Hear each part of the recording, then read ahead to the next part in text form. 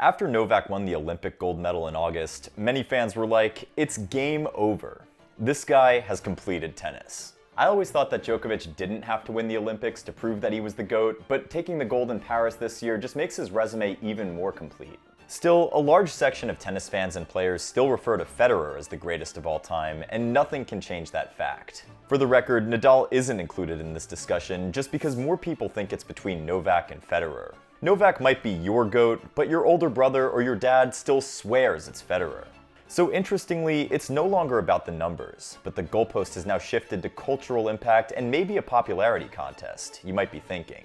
Let's be honest, Federer's influence extends beyond tennis. He single-handedly made many fans watch the sport, including myself. And almost a year ago, I made a video explaining why everyone feared Prime Roger. It quickly became one of my most liked videos with over 5,000 likes and almost 1,000 comments. But taking a closer look at those comments recently, I noticed that a large number of fans think Federer is still the greatest, and here are some of their hot takes.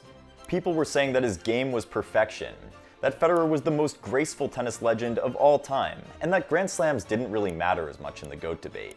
And there were many more. So at this point, we just have to revisit the convo again and ask ourselves one more time, is it possible to be the greatest player of all time but not be the GOAT?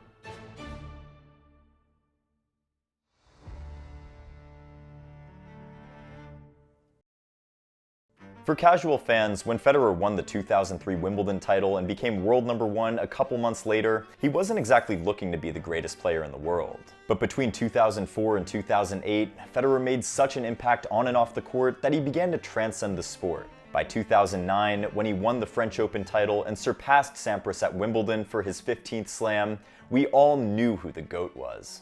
In 2009, on the lawns of SW19, Federer had rewritten the history books. Having won his first French Open title a few weeks earlier, many now considered him the greatest player of all time.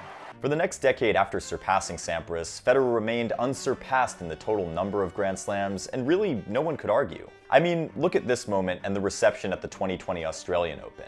The 20-time Grand Slam winner, Roger Federer! The crowd, the reception, it was deafening. Federer had all the stats, the artistry and finesse, the impact and the aura, but most importantly, many of the records he created already looked impossible to beat at the time. But a certain winning machine from Serbia had other plans when he would go on to destroy many, if not most of Federer's important records. That man was Novak Djokovic. When Djokovic first popped up around Federer's prime, people questioned his potential and even laughed at him.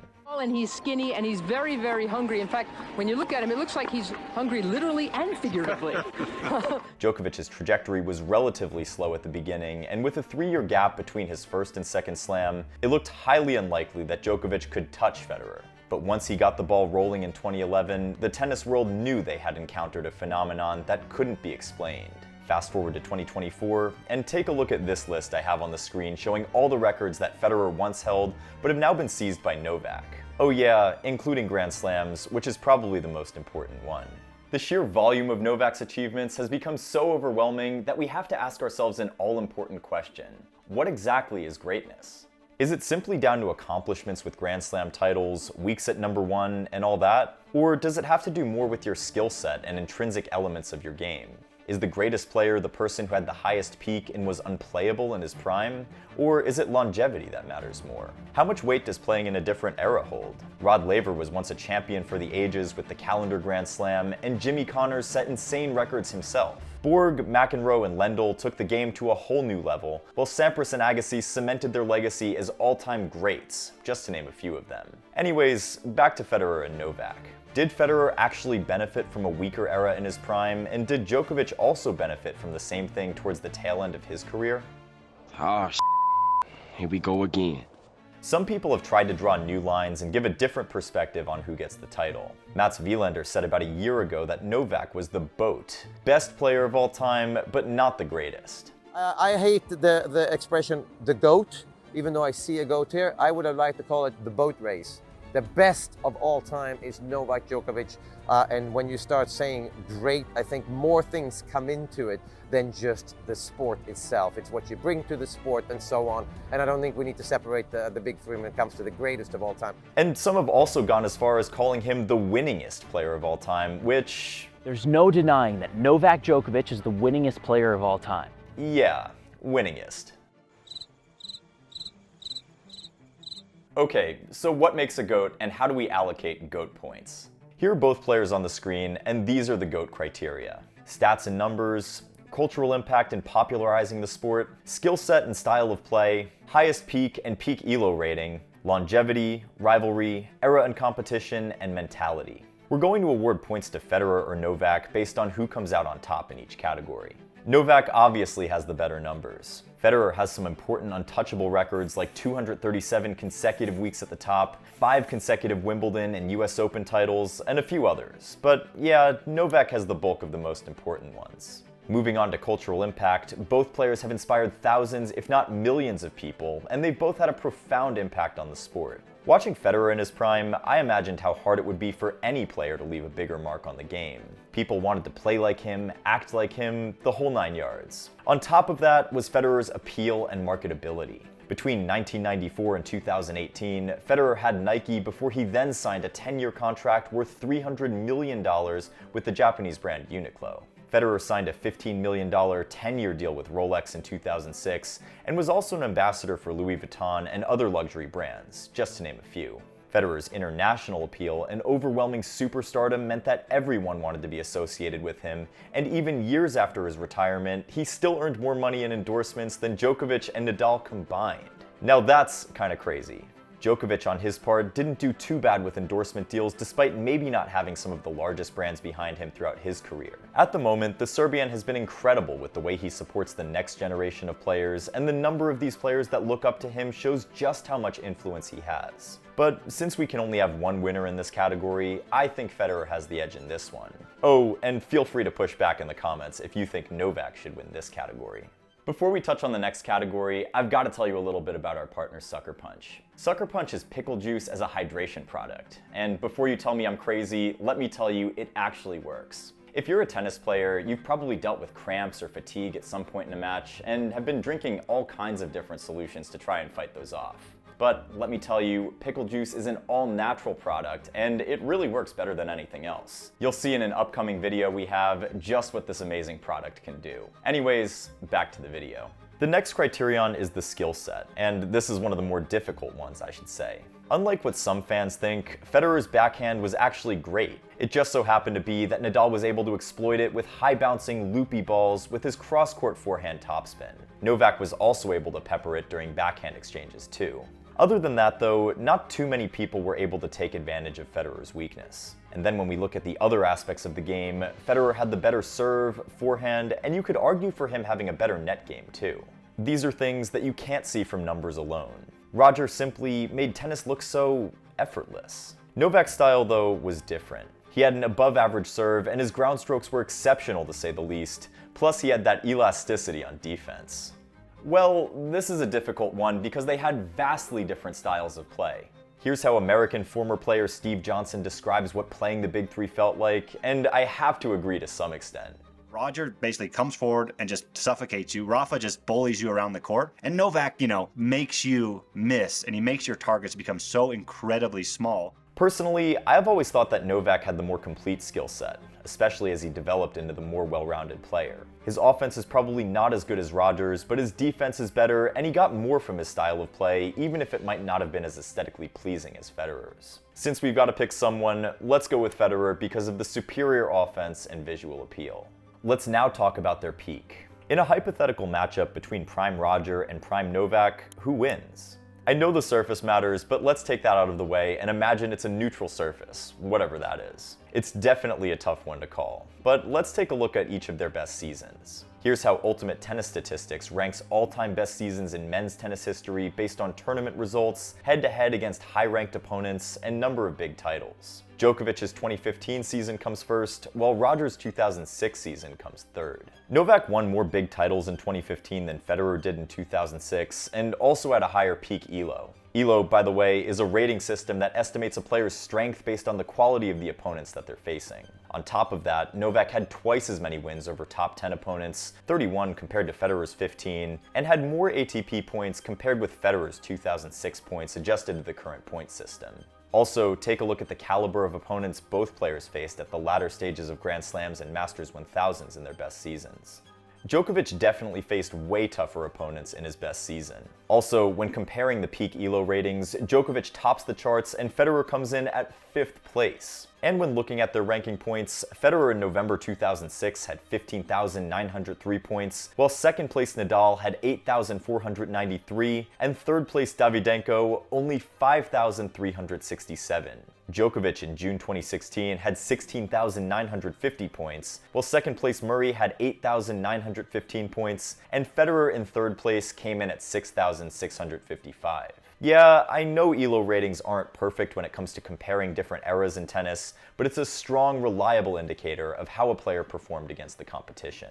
Novak has the superior numbers when it comes to peak, and he did so against arguably better competition, so I'll have to pick him for this category. Now, that doesn't mean I'm right though, that's just my opinion. Next is longevity. I don't think there's much argument to be made here. Both players played incredibly well into their late 30s. Federer's match win percentage at Grand Slams before 2011 was around 88%, and after that it was 84%. So he didn't really decline like that after 2011 like most people think. Djokovic, on the other hand, won half of his slams after he turned 30. Federer set a new benchmark for longevity in tennis and was the oldest world number 1, another record which Djokovic recently broke a couple months ago. Djokovic has fundamentally redefined longevity, but so did Federer in his day. Both players score points for this section. But how about we actually compare both players and zoom in on their rivalry? After all, they played 50 matches against each other. In a way, you could say Novak was like that little brother who simply wanted to be better than the best. Although the age difference was 6 years, the gap felt even bigger because Roger had been established for years, having turned pro in 1998. When Federer made his first main draw appearance of a Grand Slam in 1999 at the French Open, Djokovic was only 11 years old. And by the time Federer had won 12 Grand Slams and was world number 1 for forever, Djokovic was yet to get on the scoreboard, which might explain why many older fans make arguments in favor of Federer. But let me also add that before 2011, Federer absolutely dominated Novak in almost every metric, but from 2011, it was mostly Novak, and he ended up coming out on top with the superior stats. The Djokovic-Federer rivalry was close in many ways. We saw epic matches between both players like the 2019 Wimbledon final, the US Open 2010 and 2011, the 2011 French Open, and a few others. Novak is the only man to have beaten Roger Federer in all 4 majors, but Federer is also the only man to have beaten Djokovic at all 4 Grand Slam events too. Federer was the man who ended Novak's 41-match winning streak in 2011 at the French Open semifinals, but Novak has saved match points 3 times against Federer and won all 4 of their matches that went 5 sets. Nole leads the head-to-head 27-23 and also leads his closest rival Nadal 31-29, whereas Federer also has an inferior head-to-head against Nadal. There's a 6-year age difference, which is pretty significant. But not going too deep into the X's and O's and just looking at the numbers, I'll have to take Novak to win this category. When it comes to eras in competition, it's quite safe to assume that tennis players get better with every passing generation. The styles of play might change and might not be as attractive as before, but because of better diet, access to better resources, and technological advancements, players continue to get better and better and become more competitive than ever. When it comes to Federer, there's a general narrative that he benefited from a weak era, which is loosely defined as the period between 2001 and 2007. You could either choose to see it that way, or look at it from another lens which says Federer was just so good that he made the other players look weak. This, in itself, is a sign of greatness, and you could also argue that Novak's rivals were closer to his level than Federer, who stood far above his peers. Djokovic, on the other hand, dominated the entire generations of players born in the 90s and 2000s, and only really in the last 15 months did Sinner and Alcaraz manage to stamp their authority on the tour. He single-handedly stopped the likes of Tsitsipas, Ruud, Berrettini, and several others from winning slams. But when you also remember that Djokovic also battled Nadal, Murray, Wawrinka, and many other elite players in their primes, and mostly came out on top, it tells you that this man has been playing at the highest level for ages. Having ruled several generations, Djokovic wins this category. And finally, when it comes to mentality, both players had a winning mentality that we had never seen in the sport. Federer was arguably the best frontrunner. Once he got ahead and started winning, literally no one could stop him. Novak, on the other hand, though, was a comeback artist, a magician. Djokovic only lost 4 matches while holding match points, but Federer has lost 22 matches from a similar position.